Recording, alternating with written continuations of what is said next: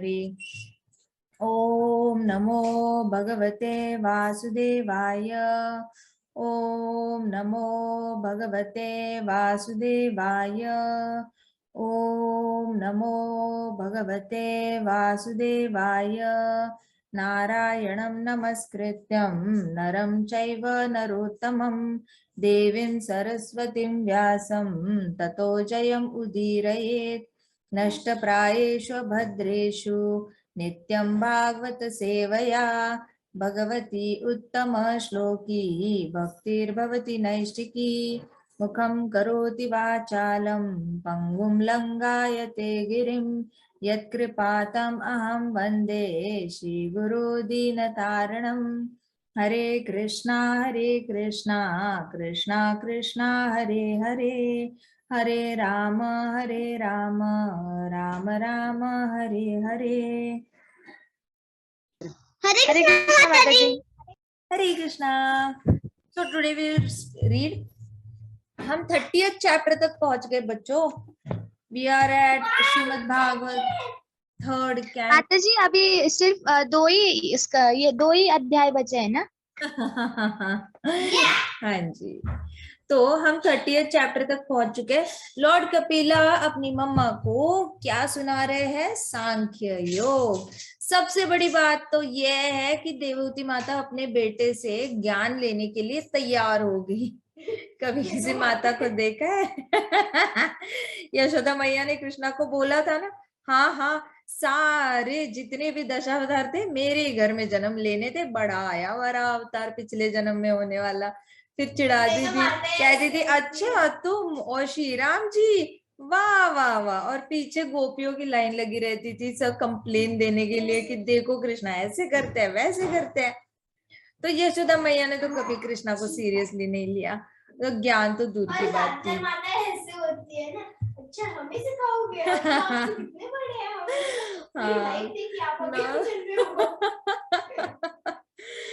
तो आज हम देखेंगे 30th चैप्टर। नाम है description by Lord Kapila of adverse fruitive activities.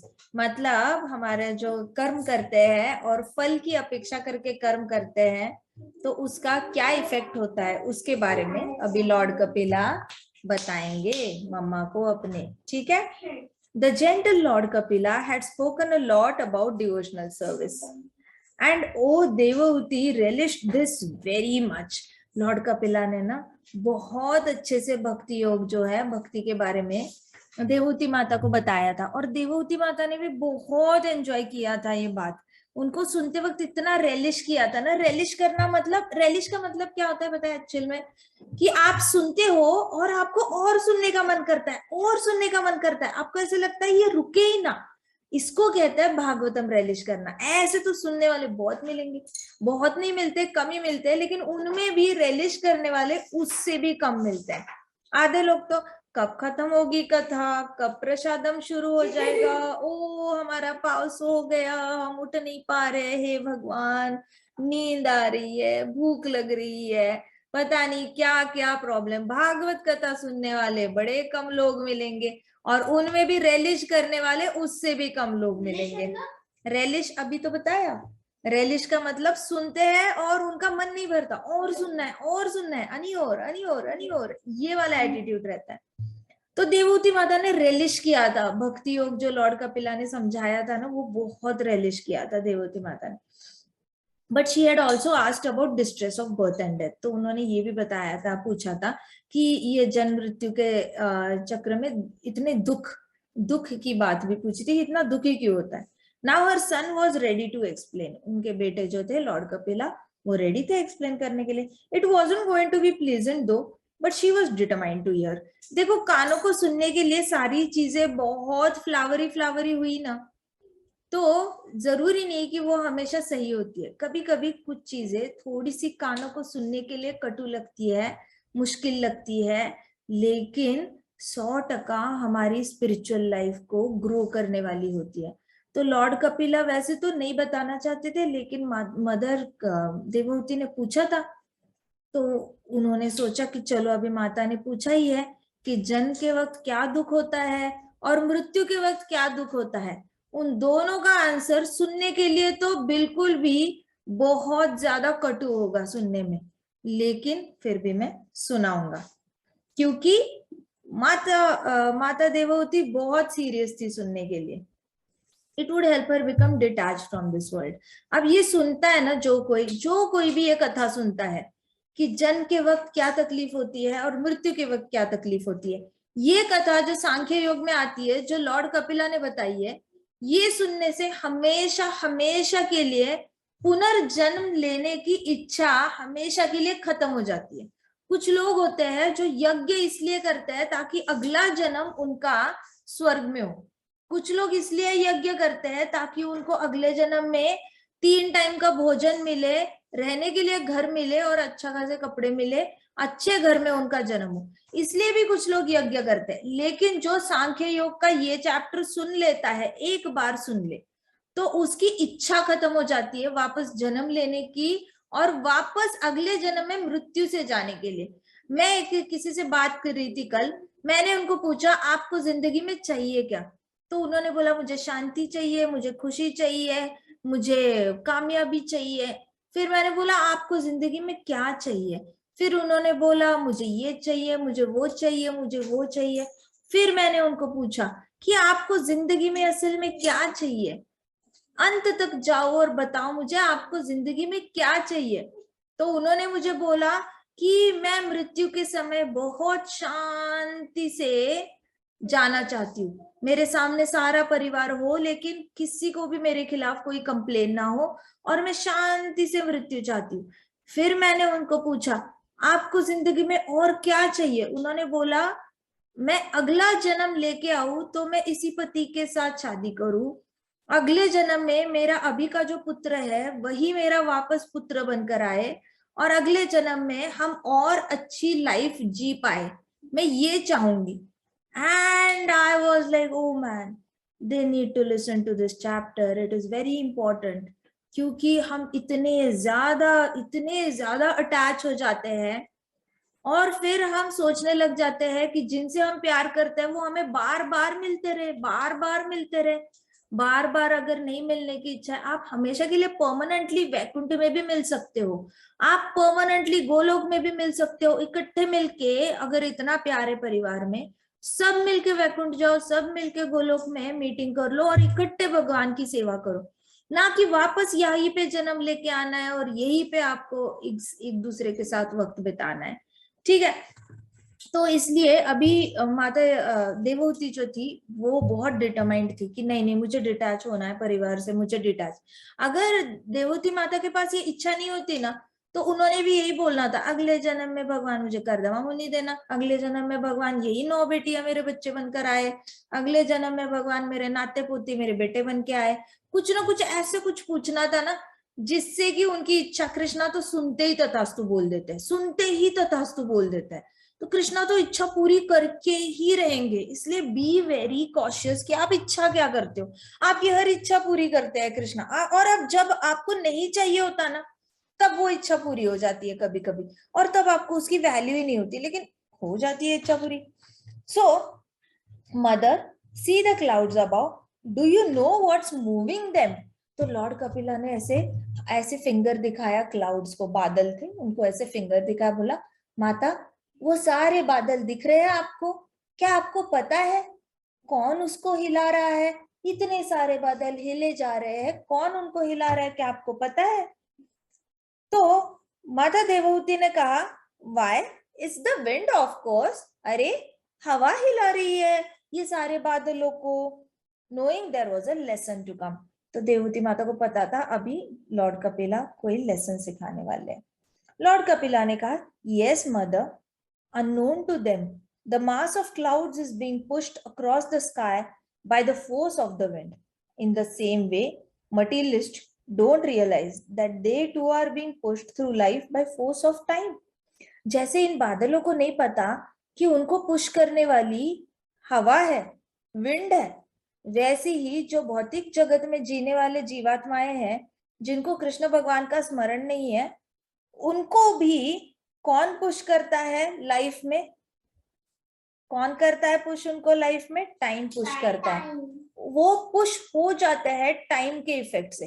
काल काल का चक्र घूमता रहता है, काल का चक्र घूमता रहता है, और वो काल पुश करता है जीवात्मा को छोटे से बड़े होने के लिए, बड़े से बूढ़े होने के लिए, हेल्दी से अनहेल्दी होने के लिए, अनहेल्दी से मृत्यु पाने के लिए। मृत्यु के बाद वापस जन्म के लिए कौन पुश करता है? काल का चक्र, जो कंटिन्यूअसली चलता रहता है, आपको जन्म से लेके जरा तक पे पहुंचाता है, जरा से व्याधि तक पहुंचाता है, व्याधि से मृत्यु तक पहुंचाता है।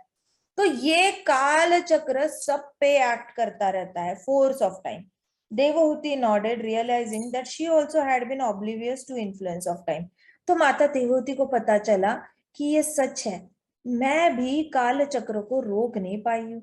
बचपन से लेके अभी तक मैं जिस तरीके से बड़ी होती आई हूँ, वैसे वैसे मुझे भी बुढ़ापा आ गया है, मेरे अंदर भी व्याधि आ गई है, और जल्दी टाइम आएगा जब मुझे मृत्यु को एक्सेप्ट करना होगा। तो काल चक्र मेरे ऊपर भी एक्ट कर रहा है। तो इसमें बहुत बड़ा लेसन है बच्चों। क्या बड़ा लेसन है?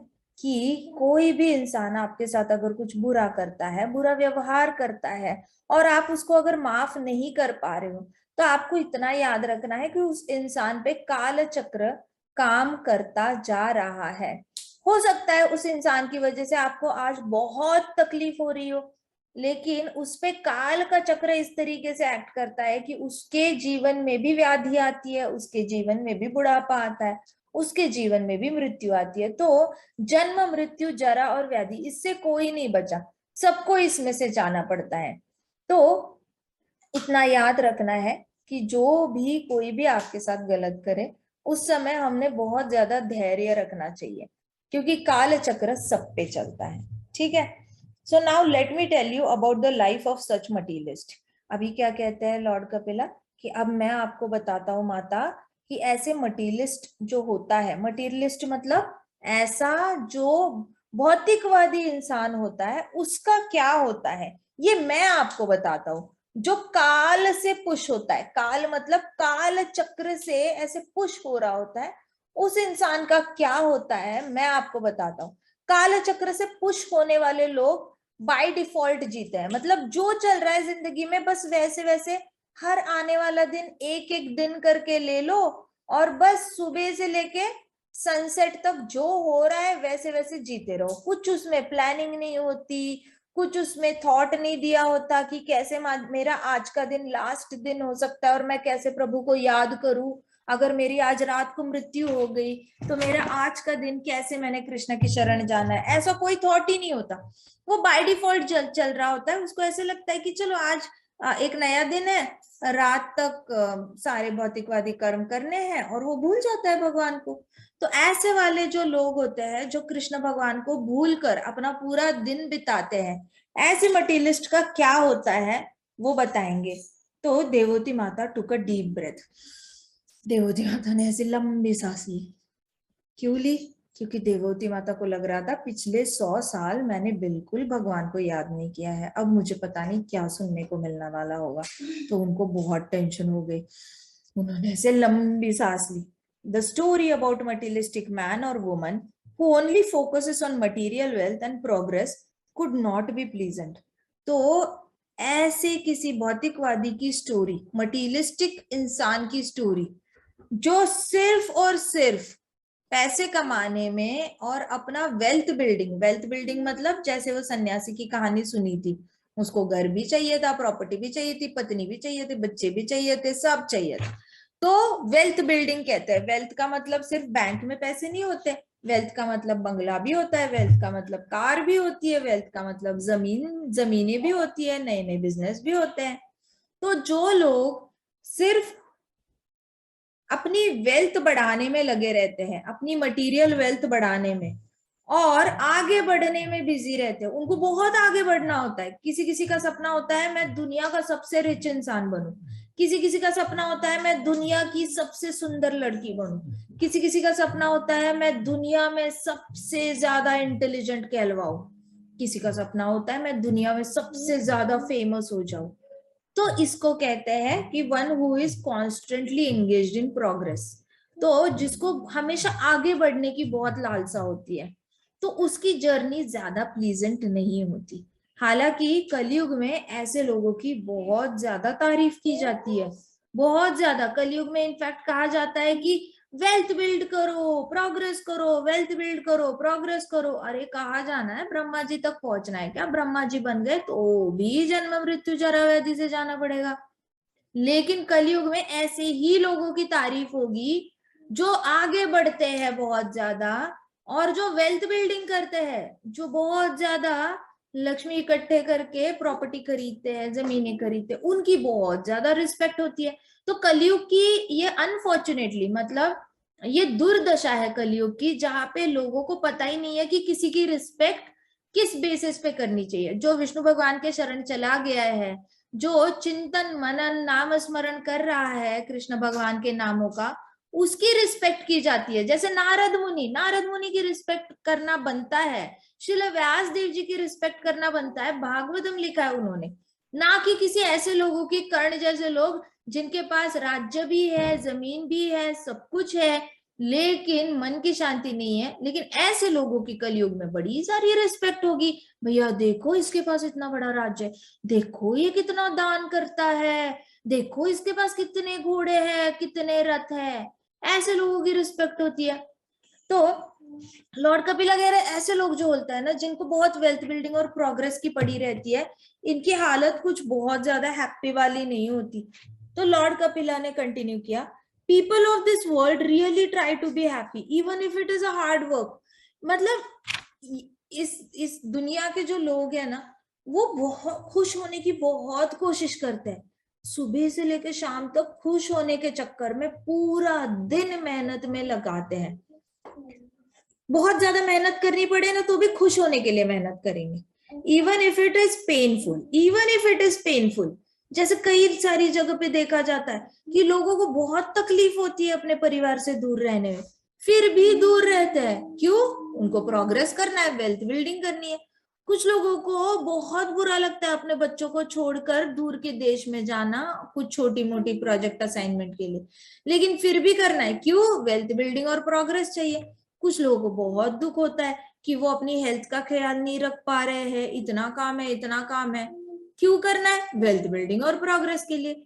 तो लॉर्ड कपिला कह रहे हैं लोग खुश होने के लिए बहुत मेहनत करने को तैयार है, सुबह से लेकर शाम तक। आजकल तो लोग रात को भी काम करते हैं, 3 बजे से लेकर रात के 12 बजे तक काम करेंगे। कुछ लोगों की टाइमिंग्स ही रात को 7:30 बजे शुरू हो जाते हैं, दूसरे दिन सुबह 5:30 बजे तक उनकी शिफ्ट होती है। तो लोग इतनी मेहनत करने को तैयार है। क्यों? क्योंकि वेल्थ बिल्डिंग करनी है, प्रोग्रेस करनी है, खुश रहना है। बहुत इच्छा है भैया खुश रहने की। बहुत पेनफुल है, तबीयत खराब हो जाती है, रिश्ते खराब हो जाते हैं, प्लस अंदर ही अंदर बुरा लगता है, परिवार के साथ टाइम स्पेंड नहीं कर पा रहे हैं, परिवार के साथ बात नहीं कर पा रहे। तो कुछ लोगों को बहुत दुख होता है। They will do anything for so called happiness and then do you know what happens. वो लोग कुछ भी करेंगे सो कॉल्ड हैप्पीनेस के लिए, कुछ भी, लिटरली बहुत ज्यादा कर्जा भी लेंगे, जितनी उनकी सैलरी नहीं है उतना ज्यादा कर्जा लेके बैठ जाएंगे, और फिर उसको बैंक को वापस करने के लिए पूरा परिवार लगा रहेगा। कोई ऐसे कमा रहे, कोई वैसे कमा रहे, दोनों नौकरी कर रहे, 3-3 लोग नौकरी कर रहे, 4-4 लोग नौकरी कर रहे, बड़ा ये चलता है उनके साथ। तो कुछ भी करेंगे वो हैप्पीनेस पाने के लिए। And then do you know what happens, फिर क्या होता है पता है? लॉर्ड कपिला ने कहा, the Lord in his form as time destroys all the hard work. Krishna ना काल बन के आते हैं और सारी मेहनत को डिस्ट्रॉय कर देते हैं। मुझे पता है आपको सुनते वक्त बहुत बुरा लगेगा। लॉर्ड कपिला ने देवहूति माता को बताने से पहले ही सोचा था कि ये जो मैं बताने जा रहा हूँ वो कानों को सुनने के लिए बिल्कुल भी प्लीजेंट नहीं होगा, लेकिन देवहूति माता सुनना चाहती है तो बताना बनता है। तो आज का ये जो चैप्टर है वो सुनने के लिए अच्छा नहीं है, ये कितने दिन सुनने के चलेगा? लिए एज इन थोड़ा सा सुनकर थोड़ी सी कानों को अच्छा नहीं लगता, क्योंकि इतनी मीठी बातें नहीं है उसमें, तीखी तीखी करारी बातें हैं, लेकिन बिल्कुल सच है। जिसको पता चला उसका बेड़ा पार हो गया, इतना याद रखना। तो लॉर्ड कपिला ने कहा कि कृष्णा टाइम बनकर आता है और उसकी सारी मेहनत पे पानी फेर देते हैं। जैसे देखो कुछ बहुत सक्सेसफुल लोग हैं, बहुत ज्यादा, अलेक्जेंडर को ले लो, इतना ज्यादा दुनिया पे उसने ये किया, अपना रूल किया, लेकिन उसको भी कृष्णा काल बनकर आया। मृत्यु के वक्त उसने जितनी भी भूमि पर कब्जा कर लिया था सब कुछ छोड़ के जाना पड़ा। भले ही उसने बहुत बुरी तरीके से जमीन पे कंट्रोल किया था, देशों को कंट्रोल किया था, लेकिन उसको जाना पड़ा। हिटलर ने भी वैसे ही किया था, हिटलर ने बड़ी तकलीफ दी, लेकिन कृष्णा काल बनकर आया और उसकी सारी मेहनत पे पानी फेर दिया।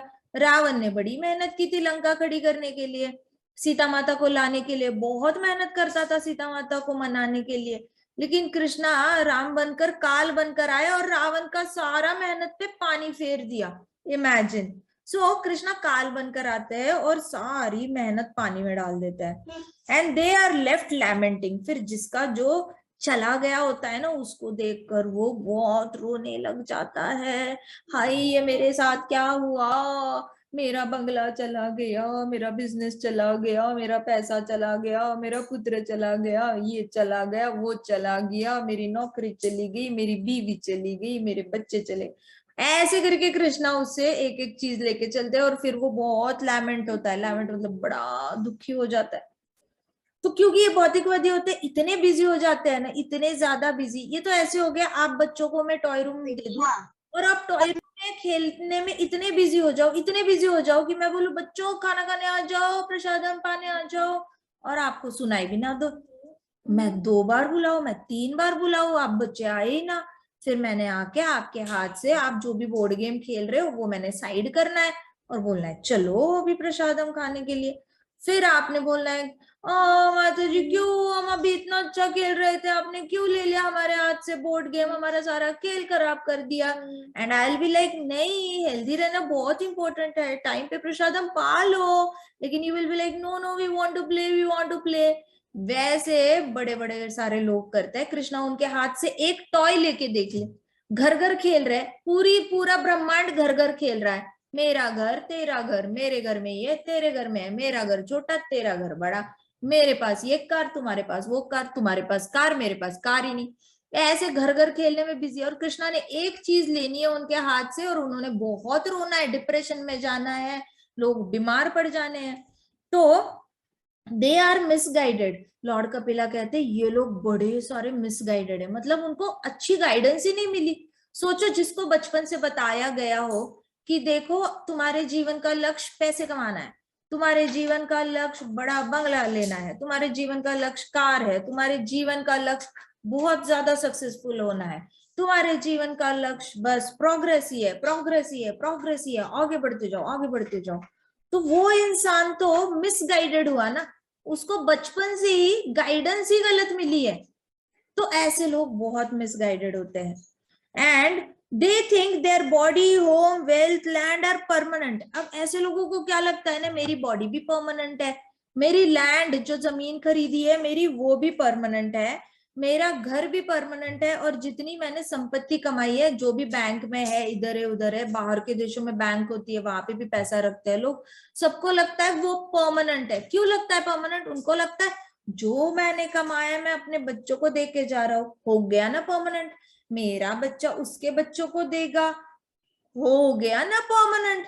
इनको पता ही नहीं होता कृष्णा आके कभी भी ले जा सकते हैं। इनफैक्ट इंडिया में इतनी सारी बिजनेस फैमिलीज हुआ करती थी, अभी इतनी ज्यादा कम बची है, हार्डली 20-22 फैमिली बिजनेस बचे हैं बड़े बड़े सारे। बाकी सारे 120 से ऊपर जितने भी थे, एक टाइम था जब इंडिया में लाखों लाखों में फैमिली बिजनेस चलते थे, और फिर धीरे धीरे कम होते होते 120 तक आए, अभी तो 22 ही बचे हैं बहुत ह्यूज लेवल पे फैमिली बिजनेसेस। सारे डिसइंटीग्रेट हो गए। कैसे हो गए? उनके फैमिली में लड़ाई हो गई, बच्चों ने सारे बांट कर ले लिए पैसे, उसके बाद बटा हुआ पैसा भी वेस्ट कर दिया उन लोगों ने, तो उनका किसी का भी प्रोग्रेस नहीं हो पाया। तो जो चले गए ना इनके पूर्वज, ये सोच कर गए थे कि हमने कमाई हुई संपत्ति परमानेंट है, हमारे बच्चे बहुत अच्छे से इकट्ठे संभाल के रखेंगे और आगे बढ़ाएंगे, और हमारा नाम हमेशा के लिए इस जगत में अमर हो जाएगा। ये उनकी इच्छा थी। कहीं ना कहीं उनको लगता था कि हमें सालों सालों तक लोग याद रखेंगे।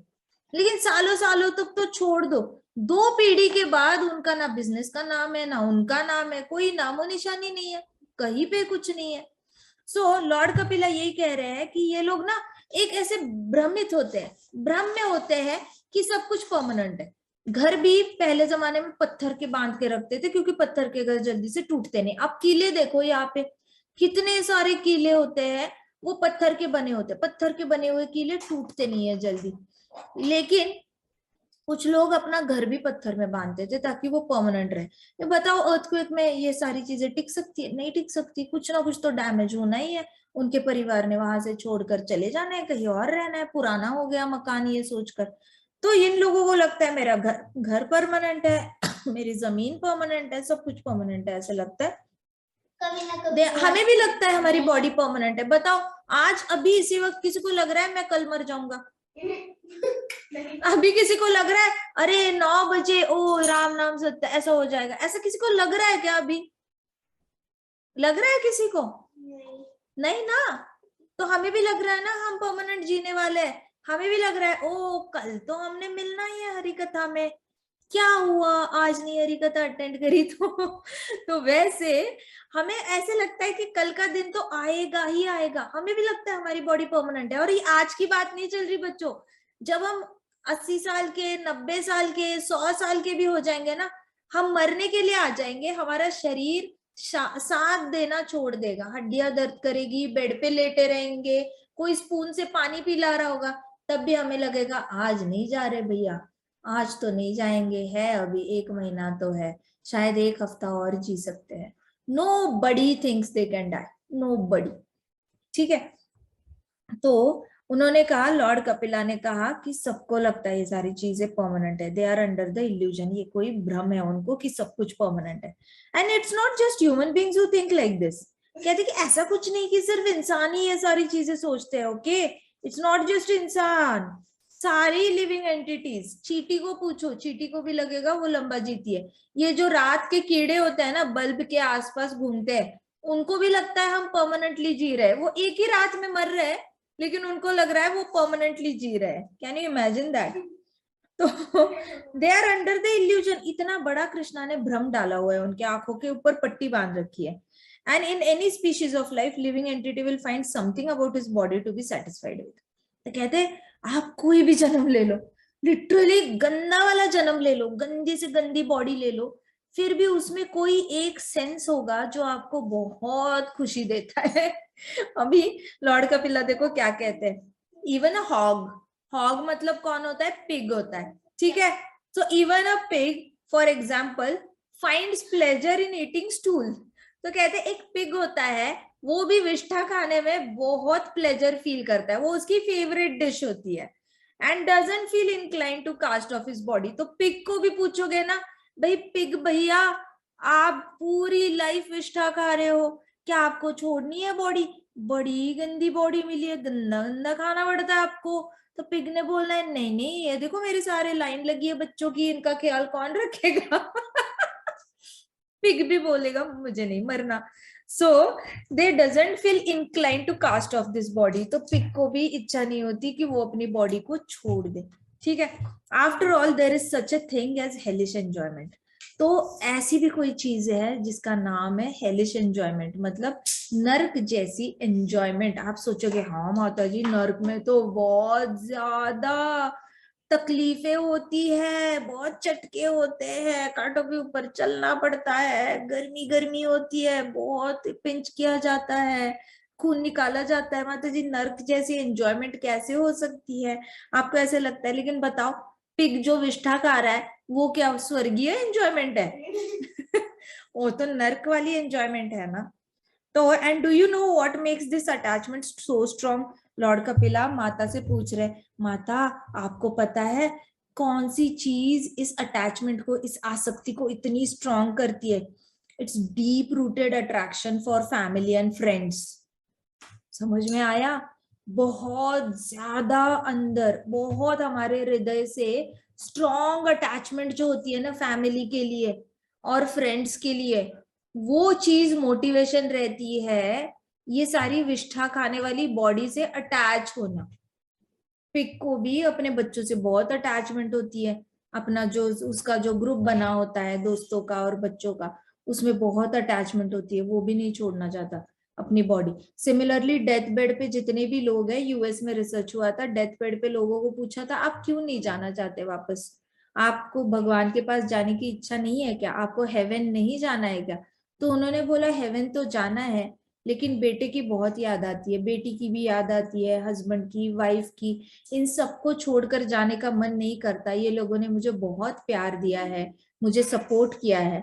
और कुछ लोगों को जिनके परिवार ने बिल्कुल सपोर्ट नहीं किया था, उन्होंने बोला जब मेरे परिवार मुझे सपोर्ट नहीं करता था, मेरे पूरे परिवार मुझे छोड़ के चला गया, बेटा मुझे देखने नहीं आया जब मैं बीमार पड़ा, बेटी भी नहीं आई, पत्नी और पति दोनों ने मेरा साथ छोड़ दिया, मतलब लेडीज ने कहा पति ने साथ छोड़ दिया, जेंट्स ने कहा पत्नी ने साथ छोड़ दिया।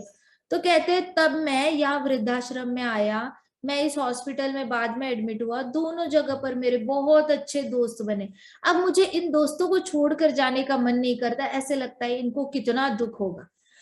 तो एग्जैक्टली ये मतलब literally it is a proven fact कि हमारी आसक्ति का कारण ही परिवार और दोस्त होते हैं।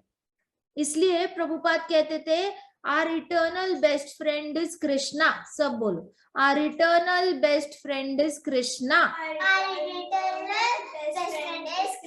Very good, our eternal best friend is Krishna, Our eternal best friend is Krishna. Very good, our eternal best friend is Krishna, Our eternal best friend is Krishna. हमेशा हमेशा के लिए बेस्ट फ्रेंड कृष्णा रहेंगे, हमेशा हमेशा के लिए। और कृष्णा से कनेक्ट होना है तो प्रभुपाद के बुक्स पढ़ो, दैट्स इट। आपको कभी जीवन में किसी दोस्त की जरूरत नहीं, दोस्त होने चाहिए, ऐसा नहीं बोल रही नहीं होने चाहिए, लेकिन आसक्ति अच्छी नहीं है।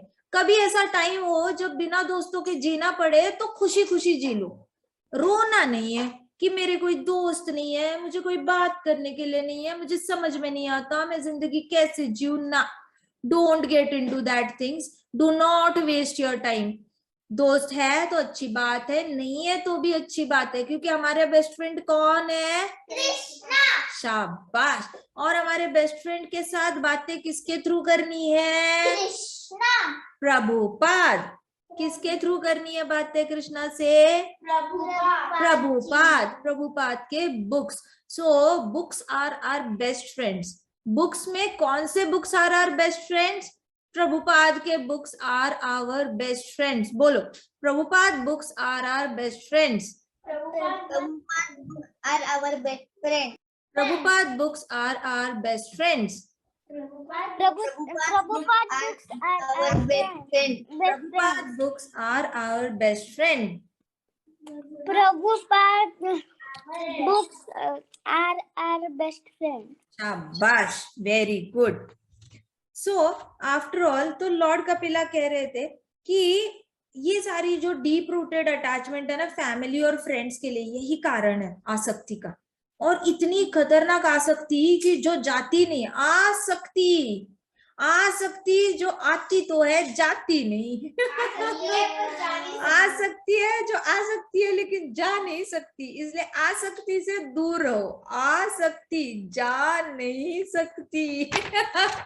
सो आसक्त नहीं होना है, याद रखो। आसक्ति बस कृष्णा से रखो, आसक्ति प्रभुपाद बुक से रखो, आसक्ति हरि नाम से रखो, आसक्ति कीर्तन से रखो, आसक्ति भगवान को भोग, भगवान की वर्शिप करने से रखो। आसक्ति बस कृष्णा रिलेटेड सारी एक्टिविटीज से रखनी है, गुरु से रखनी है, प्रभुपाद से रखनी है, उनके बुक से रखनी है, बाकी सारी चीजों में फंसना नहीं है। एक बार आसक्ति तो जा नहीं सकती।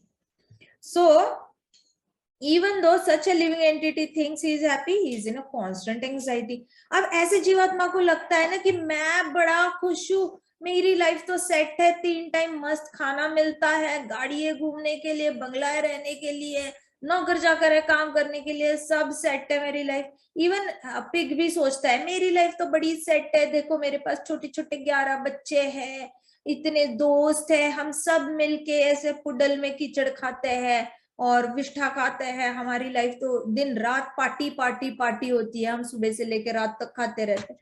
तो इस तरीके से सबको ऐसे लगता है कि हम बड़े एंजॉय कर रहे हैं क्योंकि हमें जो चाहिए वो मिल रहा है। लेकिन वो कांस्टेंट एंजाइटी में रहते हैं। एंजाइटी एक ऐसा वर्ड है ना जो डर के परे है, मतलब डर तो होता है अभी क्या होने वाला है उसका डर, एंजाइटी उसके नेक्स्ट लेवल की होती है। आप सोचते ही रह जाते हो, 24 घंटे सोचते हो क्या होगा क्या होगा क्या होगा क्या होगा क्या होगा क्या होगा, ओ माय गॉड, एक मिनट नहीं होता जहाँ पे आप नहीं सोचते हो। तो जैसे अभी आप देखो सुबह सुबह पंछी उठते हैं, चू चू चू चू चू चू चू चू आवाज आती है नहीं आती, वो क्यों चू चू चू चू कर रहे होते हैं, वो सुबह सुबह ब्रेकफास्ट ढूंढ रहे होते हैं, एंग्जाइटी होती है ना सुबह सुबह, क्या खाएंगे कहाँ से खाएंगे, कहाँ घूमे कहाँ जाए नीचे जाए, ढूंढते रहो कबूतर दिन भर उसको ग्रेन्स डालो, कबूतर की कैपेसिटी है वो कंटिन्यूअसली टक टक टक टक खा सकता है, कंटिन्यूअसली खा सकता है, जितनी देर उसके सामने खाना होता है ना उतनी देर वो खा सकता है। वैसे ही हॉग होता है, हॉग मतलब पिग होता है, उसको दिन भर चरने की आदत होती है, दिन भर खाता रहता है। इनको हमेशा एंजाइटी होती है, क्यों एंजाइटी रहती है, उनको लगता है अभी अभी नहीं खाया तो आगे शायद नहीं मिलेगा, तो खा लेते हैं, आगे नहीं मिला तो क्या खा लेते हैं। सोचो आप ब्रेकफास्ट में हलवा खाने बैठे और आप ब्रेकफास्ट से लंच तक हलवा खा ही रहे हो ये सोचकर कि पता नहीं लंच मिले ना मिले, लंच में मम्मा ने 2 रोटी सब्जी दाल चावल रखा और आप रोटी खा रहे हो सब्जी खा रहे हो दाल खा रहे हो चावल खा रहे हो और एक रोटी ले रहे हो खा रहे हो और एक रोटी ले रहे हो खा रहे हो और एक रोटी खा रहे हो, क्यों पता नहीं मम्मा डिनर देगी या नहीं देगी। आप बताओ आपको मजा आएगा, ऐसे खा सकते हो आप सुबह से लेकर दोपहर तक हलवा, दोपहर से लेकर डिनर तक रोटी सब्जी दाल चावल, डिनर में डोसा, दूसरे दिन सुबह तक dosa. Can you do that? और आपका मुंह बस सोते वक्त बंद है, बाकी पूरा दिन आप खा रहे हो, ऐसे is it possible? No, but animals go through that anxiety. जितने एनिमल्स होते हैं ना, कई सारे एनिमल्स, उनको एंजाइटी से जाना पड़ता है, उनको बार बार डर लगता है, पता नहीं मिले ना मिले खा लो, पता नहीं मिले ना मिले खा ही लो, पता नहीं मिले ना मिले खा ही लो। तो ये कांस्टेंट एंजाइटी, जिसको भी ऐसे लगता है ना कि मेरे पास सब कुछ है और मैं बहुत एंजॉय कर रहा हूँ और मेरी लाइफ तो सेट है, लेकिन वो अंदर से ना बहुत एंजाइटी में रहेगा। वो एंजॉय तो करेगा, साथ साथ उसको डर लगेगा कि आज तो है, पता नहीं कल हो ना हो, पता नहीं कल मेरे पास होगी, आज मेरे पास इतनी अच्छी कार है, पता नहीं कल होगी या नहीं होगी, कल को मेरा बिजनेस नहीं चला, कल को मुझे प्रोजेक्ट नहीं मिले, कल को कुछ मुश्किल हो गई तो कल मेरे पास कार होगी या नहीं होगी, ऐसे उसको अंदर से हमेशा एंजाइटी रहती है, डर लगा रहता है। So he will go to any length in performing deviant activities. Lord Kapila कह रहे ऐसे इंसान भौतिकवादी जो होता है ना, वो किसी भी लिमिट तक जाएगा अपनी इच्छाएं पूरी करने के लिए। मतलब ऐसा है कि घर में 10 गोनी गेहूं पड़ा हुआ है और उसको अंदर से एंजाइटी हो रही है कि 10 गोनी गेहूं खत्म होने के बाद मैं क्या करूंगा, इसका उसको डर लग रहा है। तो वो क्या करेगा, किसी भी लिमिट तक जाएगा, किसी को भी फंसाएगा, किसी को बुरा करेगा, लेकिन घर में और 10 गोनी अरेंज करेगा। 20 हो गई, वापस उसको एंजाइटी, ये 20 खत्म होने के बाद मैं क्या करूंगा, फिर वो अरेंज करेगा और 10, ऐसे करके बस इकट्ठे करता रहेगा, क्योंकि उसको डर लग रहा है ये चला गया तो क्या होगा, वो डर की वजह से वो और ज्यादा इकट्ठा करता रहता है और गलत काम भी कर बैठता है उस चक्कर में। मतलब घर खर्चा अगर 10-15 में चल रहा है, लेकिन उसको गलत काम करके हमेशा ज्यादा से ज्यादा ये करना होता है। So he gives his heart to the woman in his life who carries the charm of maya. अब वो क्या करता है कि उसकी लाइफ में कोई वुमन आ गई, पत्नी आ गई या किसी भी और फॉर्म में कोई वुमन आ गई, तो उसको बहुत ज्यादा अपना दिल दे बैठता है, मतलब इतना ज्यादा उससे प्यार करता है कि वो अभी जो भी करता है वो उसके लिए करने लग जाता है। मतलब अगर एक कार से काम चल रहा हो तो वो 2 कार ले लेगा, एक घर से काम चल रहा है तो 2 घर चाहिए, एक जमीन से काम हो रहा है तो वो और 20-25 जमीन खरीदेगा, एक दुकान से काम चल रहा है फिर भी 10 दुकानें लेगा। तो जैसे जैसे वो सन्यासी की कहानी थी, उस दिन हमने पढ़ी थी, उसने एक भगवत गीता पढ़ने के लिए पत्नी भी लाई, बच्चे भी हुए, कितना कुछ हुआ। So he gives his heart to the woman, वो अपना दिल दे देता है अपनी पार्टनर को। और फिर जिसके अंदर बहुत चार्म होता है, दिखने में सुंदर होगी, सुशील होगी, जैसे भी होगी, लेकिन वो पूरा अपना दिल दे बैठता है और उसके लिए फिर जीने लग जाता है, ठीक है। और फिर Then there are sweet, oh, so sweet words of small children that enchant him. फिर छोटे छोटे क्यूटी क्यूटी बच्चे आ जाते हैं आप लोगों की तरह, जो ऐसे तोतले तोतले बोलने लग जाते हैं, बहुत क्यूट क्यूट बातें करते हैं। फिर ऐसे छोटे छोटे बच्चे आने के बाद वो भौतिकवादी उन बच्चों की बातें सुनकर अले अले अले, बोलो 10, बोलो 10, बोलो बोलो, ऐसे राम बोलो, बच्चा बोलेगा डाम, वो बोलेगा बोलो राम, वो बोलेगा डाम, बोलेगा राम। तो उसकी इतने मजे लेगा बात करते वक्त, उसके छोटे छोटे हाथ, छोटे छोटे पाँव, उसको चलना सिखाना, उसको बोलना सिखाना। Oh so sweet. तो लॉर्ड कपिला बड़े अच्छे से बता रहे हैं, mother sweet, oh so sweet words of small children enchant him. तो उसको पूरी तरह और ज्यादा भ्रमित, मतलब इंसान उस वक्त के लिए ना कुछ सोच नहीं पाता। जब एक तोतला बच्चा घर में घूम रहा है, सारे वर्ड्स की ऐसी की तैसी करके रखी है उसने, और हर वर्ड उल्टा पुल्टा बोल रहा है, लेकिन उस समय के लिए उसका ध्यान सिर्फ उस बच्चे के पास होता है जो उल्टी पुल्टी बातें कर रहा है, और उसको बड़ा मजा आता है उसकी बातें सुनकर।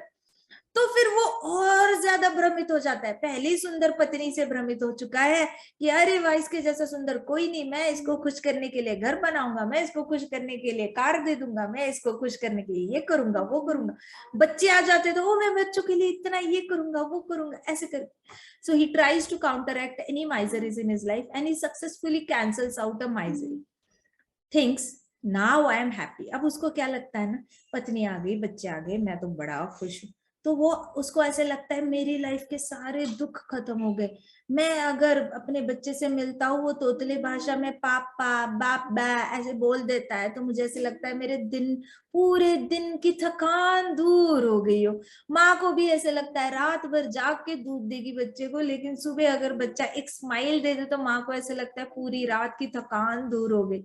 तो ये क्या है, सारा माया, भ्रम, कि हम तो बड़े हैप्पी है, क्योंकि स्ट्रगल तो चल रहा है 23 घंटे, 1 घंटे की एंजॉयमेंट है बस।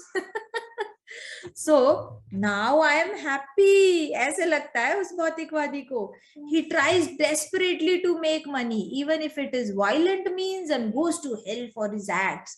तो वो बहुत ज्यादा पैसे कमाने की कोशिश करता है, गलत तरीके से कमाना पड़ा तो भी कमाता है। चोरी करेगा, डाकू जैसे डाका डालेगा, बोरो स्टील, मतलब उधार लेगा, उधार लिया हुआ पैसा वापस नहीं करेगा, किसी को धोखा देगा।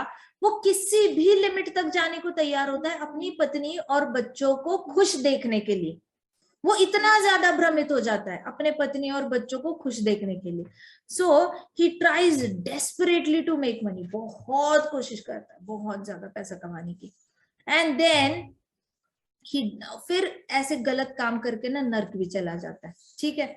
सो he doesn't even consider it, उसको ऐसे लगता भी नहीं कि वो कुछ गलत कर रहा है। उसको लगता है मैं अपने परिवार के लिए तो कर रहा हूँ, मैं गलत क्या कर रहा हूँ, अरे मैंने थोड़ा सा ही तो स्कैम करा है, मैंने तो 100 करोड़ का स्कैम किया है, लेकिन इतनी क्या बड़ी बात है, मैंने तो अपनी फैमिली के लिए किया, तो क्या हुआ, अरे मेरे से तो 300 करोड़ का सारा ये हो गया, पंगा हो गया है, मैंने 300 करोड़ लोगों के लूटे हैं, तो क्या हुआ, मैं अपनी फैमिली के लिए कर रहा हूँ, उसमें क्या गलत बात है। देश का बच्चा बच्चा अपनी फैमिली के लिए सब कुछ कर रहा है, सब लोग अपनी फैमिली के लिए कर रहे हैं, मैंने थोड़ा सा कर लिया तो गलत क्या।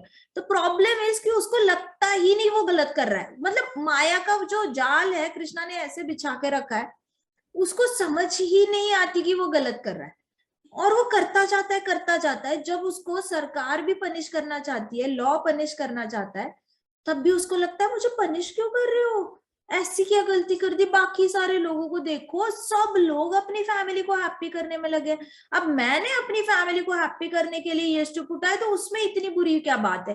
मेरे जैसे और 10 लोग हैं, उनको पकड़ो, फिर मेरे पास आओ, आप मेरे पास क्यों आए हो पकड़ने के लिए। तो उनका रीजन क्या रहता है ना, एक्सक्यूज क्या रहती है कि बाकी लोग जो मेरे जितना गलत कर रहे हैं ना उनको पनिश करो, फिर मैं एक्सेप्ट करूंगा कि मैं भी गलत हूँ। ऐसे थोड़ी होता है 10 लोगों ने खून किया इसलिए मैंने खून किया हुआ सही बात है, ऐसे होता है क्या, कभी नहीं होता। लेकिन जहाँ पे ये जो वेल्थ बिल्डिंग का जो एक मन में वो लस्ट आ गई ना, फिर वो जाना बड़ा मुश्किल होता है। तो वो ऐसे गलत तरीके से भी पैसे कमाने की कोशिश करता है बहुत डेस्परेटली, और फिर नर्क में उसके एक्शंस की रिजल्ट भुगतता भी है. So he doesn't even consider it, he just wants to serve his family. अब उसको ऐसे लगता ही नहीं वो पाप कर रहा है, उसको बस अपने परिवार की सेवा करनी होती है. ऐसे लोग जो जेल में जाते हैं ना, जेल से भी कुछ कॉन्टैक्ट निकाल के ना हमेशा कोशिश करते हैं कि उनके परिवार में खाना जाए, उनके परिवार का टेक केयर हो. अपने कॉन्टैक्ट्स को फोन करेंगे, बोलेंगे मेरे परिवार का ख्याल रखना, वो वहां पे है, उनको बहुत तकलीफ हो रही है. ऐसे लोग भौतिकवादी होते हैं, वो गलत काम करने के बाद भी आसक्ति बड़ी होती है उनकी. Then there are complications at work, reverses in his job, now he must borrow money from others. अभी क्या होता है, उनका काम भी कभी कभी काम पे फोकस कम हो जाता है, या काम ढंग से नहीं करते, कॉम्प्लिकेशंस हो जाती है, जॉब भी कभी कभी चला जाता है, फिर इनको उधारी मांगने का टाइम आ जाता है. कहीं ना कहीं से उनको बहुत पैसे उधार लेने पड़ते हैं, और ही फील्स अनसक्सेसफुल. जब किसी को कहीं से उधारी लेने की बारी आए ना, तो उसको हमेशा लगेगा कि मैं एक फेलियर हूँ, मैं सक्सेसफुल नहीं हो पाया. वो बाकी लोगों को देखता है और इनको देखकर लगता है कि अरे ये लोगों के पास तो जितना इन्होंने कमाया है उसमें इन्होंने ये काम किया, लेकिन मुझे उधारी लेनी पड़ी, इसका मतलब मैं सक्सेसफुल हो नहीं. सिंपल सा एग्जांपल ले लो, कोई बाप अपनी बेटी की शादी करा रहा है, और बेटी की शादी के वक्त और बेटे की शादी के वक्त, किसी की भी शादी के वक्त उसको अगर कर्जा लेना पड़े ना, तो वो अपनी नजर में कहीं ना कहीं अपने आप को कम देखने लग जाता है. हालांकि इसमें कुछ गलत बात है नहीं, अगर आप वानप्रस्थ, लेकिन लेना नहीं चाहिए, क्योंकि उसके बाद वानप्रस्थ जाना मुश्किल हो जाएगा. एक बार आपने कर्जा ले लिया बच्चों की शादी के लिए, तो आपको उसको रिटर्न करने के लिए वापस काम करना पड़ेगा, फिर वानप्रस्थ नहीं जा पाओगे.